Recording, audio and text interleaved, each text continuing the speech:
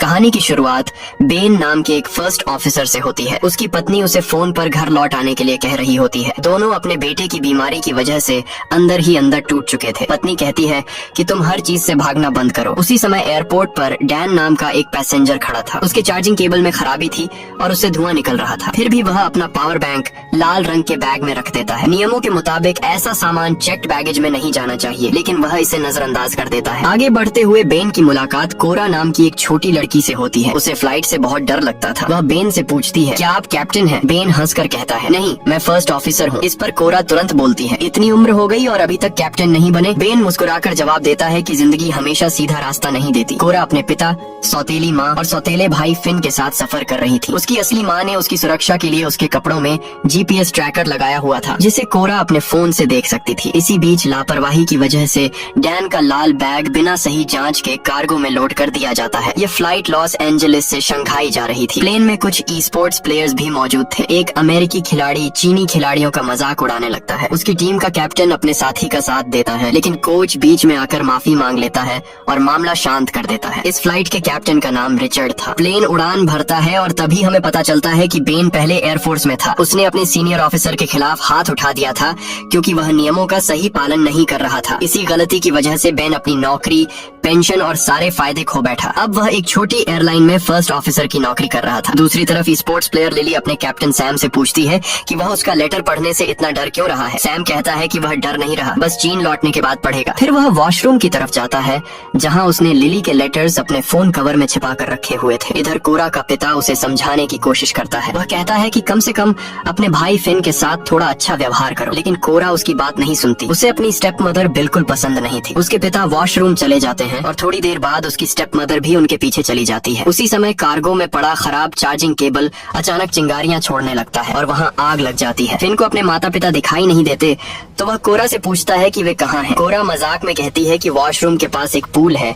और वे वहीं गए हैं। फिन वहां पहुंचता है लेकिन गलती से दूसरे हिस्से में चला जाता है। वहां एक आदमी वीडियो गेम खेल रहा था। फिन उसके पास बैठकर उसके साथ खेलने लगता है। कॉकपिट में अचानक वार्निंग आती है। कार्गो कंपार्टमेंट में स्मोक और फायर डिटेक्ट हो चुकी थी। बेन तुरंत फायर सप्रेशन सिस्टम एक्टिव करता है, लेकिन सिस्टम सही तरह से काम नहीं करता। हालात बिगड़ते देखकर वह रेडियो पर सबसे नजदीकी एयरपोर्ट की जानकारी मांगता है। उन्हें गुआम इंटरनेशनल एयरपोर्ट सबसे नजदीक मिलता है, जो करीब 400 नॉटिकल माइल्स दूर था। इसी दौरान कोरा अपने पिता को कॉल करने के लिए वॉशरूम की तरफ जाती है। वहीं प्लेन के 2 क्रू मेंबर्स फायर एक्सटिंग्विशर लेकर कार्गो में पहुंचते हैं और आग बुझाने की कोशिश करते हैं, लेकिन आग तेजी से फैलती है। जलता हुआ कंटेनर अपने बंधनों से छूट जाता है और आगे सरकते हुए कुछ सिलेंडर्स से टकरा जाता है। इसके बाद प्लेन के अंदर तबाही मच जाती है। सिलेंडर्स के फटते ही प्लेन के ढांचे में एक बड़ा छेद हो जाता है। सामान हवा में उड़ने लगता है और कई यात्रियों को चोट लगती है। इसी अफरा तफरी में लिली कोरा को पकड़कर सुरक्षित रखने की कोशिश करती है। सभी यात्रियों के सामने ऑक्सीजन मास्क नीचे गिर जाते हैं, लेकिन कोरा के पिता और स्टेप मदर वॉशरूम में बेहोश पड़े हुए थे। उड़ता हुआ सामान कई लोगों को घायल कर देता है। किसी तरह कैप्टन रिचर्ड प्लेन को नीचे सुरक्षित ऊंचाई पर ले आता है। फिर वह अनाउंसमेंट करता है कि अब प्लेन सुरक्षित ऊंचाई पर है और लोग ऑक्सीजन मास्क हटा सकते हैं। इस बीच डैन अपनी सीट से उठकर वॉशरूम में चला जाता है। उधर सैम वॉशरूम से निकलकर जल्दी से लिली के पास पहुंचना चाहता है, लेकिन एक फ्लाइट अटेंडेंट उसे रोककर सीट पर बैठा देती है क्योंकि इस समय भागना खतरनाक था। डैन वॉशरूम में बैठकर स्मोकिंग करने लगता है। तभी कार्गो में लगी आग और ज्यादा फैल जाती है। जलता हुआ कंटेनर इंजन से टकरा जाता है। इंजन बुरी तरह फट जाता है और प्लेन के साइड में एक और बड़ा छेद हो जाता है। कुछ यात्री सीधे बाहर गिरने लगते हैं। स्थिति और भी खराब हो जाती है जब फ्लाइट कंट्रोल्स जवाब देना बंद कर देते हैं। उस समय प्लेन खुले समुद्र के ऊपर था। थोड़ी ही देर में दूसरा इंजन भी आग पकड़ लेता है। अब प्लेन की पावर और रेडियो कम्युनिकेशन दोनों खत्म हो जाते हैं। हालात हाथ से निकलते देख बेन तुरंत रैम एयर टरबाइन डिप्लॉय करता है। शुक्र है कि इससे प्लेन के जरूरी इंस्ट्रूमेंट्स दोबारा चालू हो जाते हैं और उन्हें उम्मीद की एक छोटी सी किरण दिखाई देती है। प्लेन में मौजूद कोरा अपने मम्मी पापा की तरफ भागने लगती है, लेकिन एक फ्लाइट अटेंडेंट उसे पकड़कर रोक लेती है। उधर कैप्टन रिचर्ड फैसला करता है कि अब प्लेन को समुद्र में उतारना ही पड़ेगा। वह बेन से कहता है कि तुरंत फ्यूल बाहर निकालना शुरू करो। फिर वह सभी यात्रियों को अनाउंसमेंट करके इम्पैक्ट के लिए तैयार रहने को कहता है। सभी लोग डर के मारे अपनी सीटों पर झुक जाते हैं, लेकिन प्लेन बहुत तेजी से नीचे जा रहा था। कॉकपिट में रिचर्ड और बेन लगातार बहस कर रहे थे कि इस हालत में लैंडिंग कैसे की जाए। बेन सलाह देता है कि प्लेन को मोड़कर समुद्र की लहरों के समानांतर उतारा जाए। दोनों मिलकर स्पीड कम करने की कोशिश करते हैं। रिचर्ड बेन से कहता है कि अपनी सीट पूरी पीछे करो और हार्नेस कसकर बांध लो। पूरा प्लेन चीखों से गूंज रहा रहा था। अगले ही पल प्लेन जोरदार टक्कर के साथ समुद्र से टकरा जाता है। पानी पर फिसलते हुए वह नीचे मौजूद चट्टानों से टकराता है। टक्कर इतनी भयानक होती है कि एक पंख टूटकर अलग हो जाता है और पूरा प्लेन पलट जाता है। फिर वह 2 हिस्सों में टूट जाता है। हर तरफ पानी भरने लगता है और कई लोग उसी टक्कर में अपनी जान गंवा देते हैं। कुछ समय बाद समुद्र में प्लेन के टूटे हुए हिस्से और लाशें तैरती नजर आती हैं। बचे हुए लोग मदद के लिए चिल्ला रहे थे। कॉकपिट में रिचर्ड बेहोश पड़ा था और पानी का दबाव लगातार कांच पर बढ़ रहा था। दूसरी तरफ फ्लाइट अटेंडेंट पेनी पूरे समय कोरा को पकड़े हुए थी। कोरा टूटे हुए प्लेन से बाहर का नजारा देखती है और समझती है कि प्लेन के 3 बड़े हिस्से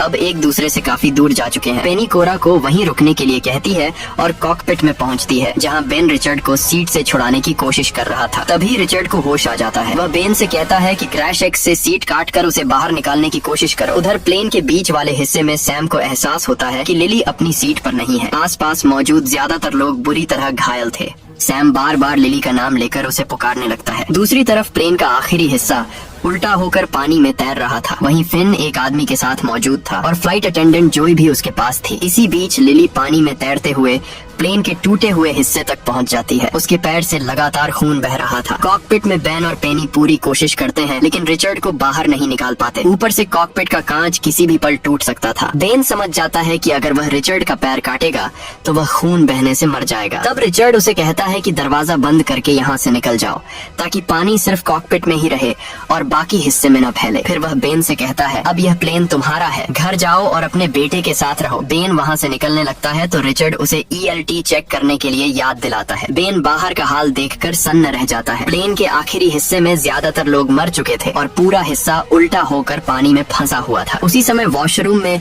फिन की माँ को होश आ जाता है। वह कोरा के पिता को भी जगाती है, लेकिन जैसे ही वे दरवाजा खोलते हैं पानी तेज रफ्तार से अंदर घुस आता है। कॉकपिट में अकेला बैठा रिचर्ड अपने परिवार की तस्वीर को देख रहा था। तभी कांच टूट जाता है और समुद्र का पानी उसे भी अपने साथ ले जाता है। उधर आखिरी हिस्से में मौजूद एक बुजुर्ग महिला बेकी अभी भी जिंदा थी। उसे होश आ जाता है। सभी समझ जाते हैं कि पानी लगातार ऊपर आ रहा है, इसलिए उन्हें और ऊंची जगह पर जाना होगा। हर विमान में एक ELT यानी इमरजेंसी लोकेटर ट्रांसमीटर होता है। यह डिवाइस प्लेन की लोकेशन भेजती है। इस समय वह प्लेन के बीच वाले हिस्से में था। यह देखने के लिए कि वह अपने आप एक्टिव हुआ या नहीं, बेन को वहां तक तैर कर जाना पड़ता। बेन फैसला करता है कि वह खुद जाएगा। वह लाइफ राफ्ट पेनी और कोरा के पास छोड़ देता है, लेकिन पेनी कहती है कि कोरा पहले एक प्रोफेशनल स्विमर थी। कोरा भी साथ चलने की जिद करती है क्योंकि वह अपने मम्मी पापा और भाई को ढूंढना चाहती थी। पेनी उसे समझाती है कि यहीं रुको और अपने जूतों का ध्यान रखना। इतना कहकर वह खुद पानी में उतर जाती है। पेनी के जाते ही कोरा समुद्र में शार्क्स देख लेती है। वह जोर जोर से चिल्लाकर पेनी को चेतावनी देने लगती है,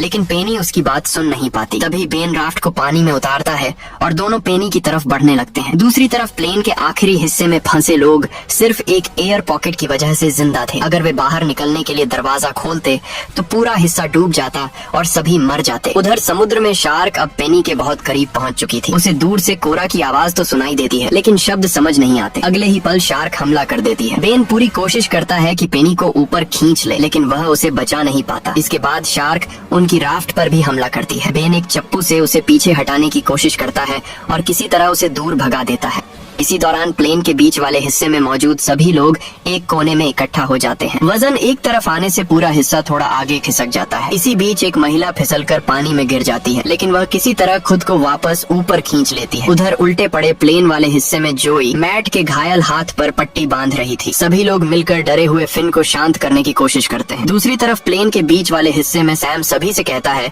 कि कुछ लोगों को वापस पानी की तरफ जाना होगा। उनका हिस्सा एक कोरल रीफ के ऊपर अटका हुआ है और अगर वजन कम नहीं किया गया तो यह कभी भी खिसक सकता है। लेकिन अमेरिकन प्लेयर हच उसकी बात मानने से साफ मना कर देता है। दोनों के बीच फिर से बहस शुरू हो जाती है, यहाँ तक कि हच का कोच भी मानता है कि सैम सही कह रहा है। जेसी पानी वाली तरफ जाने के लिए तैयार हो जाता है, लेकिन हच अब भी अड़ा रहता है। उधर लिली जिस टूटे हुए हिस्से पर थी वह धीरे धीरे दूर बहने लगता है। घायल पैर के बावजूद उसे पानी में उतरकर तैरना पड़ता है। काफी मुश्किल के बाद वह मिड सेक्शन तक पहुँच जाती है। सैम उसे देखकर राहत की सांस लेता है और दोनों मिलते हैं, लेकिन तभी एक शार्क अचानक कोच पर हमला कर देती है। जेसी उसे बचाने की कोशिश कोशिश करता है मगर वह भी शार्क का शिकार बन जाता है। ये देखकर हच का गुस्सा फूट पड़ता है। वह सारी गलती सैम पर डालने लगता है और उसकी पिटाई शुरू कर देता है। तभी बेन वहाँ पहुँचता है और हच को खींचकर अलग कर देता है। उधर प्लेन के आखिरी हिस्से में जोई कहती है कि वह नीचे तैरकर बाहर निकलने का रास्ता ढूंढ सकती है, लेकिन मैट उसे रोक देता है। उसका हाथ टूटा हुआ था, फिर भी वह खुद जाने की जिद करता है। बेकी उसे मना करती है मगर मैट नहीं मानता और एक हाथ के सहारे पानी में उतर जाता है। वह प्लेन के नीचे से रास्ता बनाते हुए आखिरकार सतह तक पहुंच जाता है। ऊपर आते ही वह जोर जोर से मदद के लिए चिल्लाने लगता है। तभी उसे कोरा के पिता दिखाई देते हैं, लेकिन अगले ही पल एक शार्क उन पर हमला कर देती है और उन्हें निगल जाती है। ये देखकर मैट दहशत में चीखने लगता है। वापस मिड सेक्शन में बेन सबको बताता है कि वे लोग सच में बहुत भाग्यशाली हैं। प्लेन में कुल 293 लोग थे, लेकिन अब उसे मुश्किल से 30 लोग ही जिंदा नजर आ रहे थे। यहाँ कुछ लाइफ राफ्ट भी मौजूद थी। बेन ELT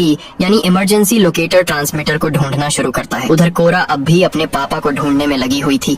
आखिरकार बेन ELT चालू कर देता है और उसे पकड़ने के लिए डैन को दे देता है। तभी दूसरी तरफ एक शार्क कोरा की तरफ बढ़ती है और बेन दौड़कर उसकी जान बचा लेता है। लेकिन परेशानी यहीं खत्म नहीं होती। उनकी एक राफ्ट बहकर दूर चली जाती है और मिड सेक्शन में फिर से पानी भरने लगता है। इसी अफरा तफरी में डैन के हाथ से ELT छूटकर समुद्र में गिर जाता है। उधर सैम एक सूटकेस का सहारा लेकर अलग तैर रहा था। उसके साथ बेहोश पड़ा हच भी था। जब बेन डैन से ELT मांगता है तो डैन बताता है कि वह पानी में गिर चुका है। ऊपर से वह उल्टा बेन को ही सुनाने लगता है कि अगर वह इतना जरूरी था तो खुद पकड़ कर रखना चाहिए था। इसी दौरान कोरा दूर सैम को तैरते हुए देख लेती है। बेन समझ जाता है कि अब उन्हें भी बचाना पड़ेगा, लेकिन तभी चारों तरफ शार्क्स घूमती नजर आने लगती हैं। डैन वहां जाने से मना कर देता है। वह अपनी जान खतरे में नहीं डालना चाहता था। गुस्से में वह बेन को मुक्का भी मार देता है और कहता है कि यह सब उसी की गलती से हुआ है। लेकिन बेन भी उसे जवाब में मुक्का मारता है और साफ कह देता है कि वे लोग वहां जाएंगे और डैन भी उसके साथ आएगा। कुछ देर बाद बेन और डैन सैम और हच तक पहुंच जाते हैं। शार्क्स लगभग उन तक पहुंच चुकी थीं,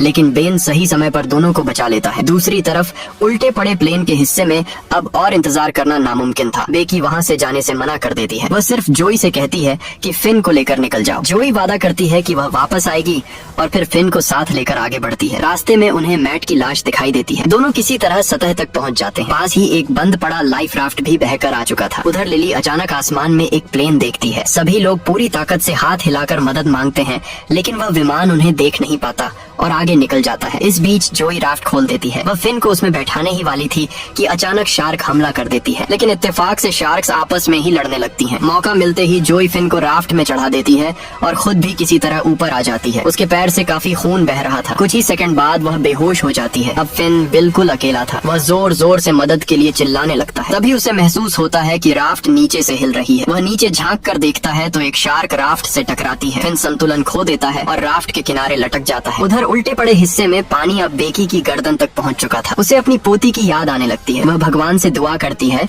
कि उसकी पोती की जिंदगी खुशियों से भरी रहे। उसी समय आसमान में एक हेलीकॉप्टर दिखाई देता है जो बचे हुए लोगों की तलाश कर रहा था। साथ ही एक चीनी फिशिंग शिप से भी संपर्क किया जाता है और उन्हें बताया जाता है कि पास में एक प्लेन क्रैश हुआ है, इसीलिए जितनी जल्दी हो सके बचाव के लिए पहुंचो। वहीं राफ्ट पर बैठे हच की नजर सैम पर पड़ती है जो बार बार लिली को देख रहा था। हच उससे कहता है कि जाकर अपने दिल की बात बता दो, लेकिन सैम कहता है कि वह ऐसा नहीं कर सकता क्योंकि उनकी टीम का नियम है कि खिलाड़ी आपस में डेट नहीं कर सकते। इस पर हच हंसते हुए कहता है कि ऐसे नियमों की परवाह आखिर करता ही कौन है। अब तक कोरा को समझ आ चुका था कि उसके परिवार के लोग शायद अब इस दुनिया में नहीं बचे। उसे अपने पिता की बात याद आती है। उन्होंने कहा था कि फिन का ध्यान रखना, लेकिन वह ऐसा नहीं कर पाई। आखिर फिन अभी सिर्फ 7 साल का बच्चा था। बेन उसे दिलासा देता है और बताता है कि उसका बेटा भी 7 साल का ही है। फिर वह अपने बेटे की एक पुरानी फोटो कोरा को दिखाता है। तभी दूर से एक रेस्क्यू हेलीकॉप्टर उनकी तरफ आता दिखाई देता है। सभी लोगों के चेहरे पर उम्मीद लौट आती है। हेलीकॉप्टर से एक रेस्क्यू स्विमर नीचे उतारा जाता है, लेकिन बेन जोर जोर से चिल्लाने लगता है, नहीं नीचे मत आओ। मगर हेलीकॉप्टर में मौजूद लोग उसकी चेतावनी नहीं समझ पाते। जैसे ही स्विमर पानी में उतरती है उसी पल एक शार्क उस पर हमला कर देती है। उसे तुरंत ऊपर खींचने की कोशिश की जाती है, लेकिन शार्क उछलकर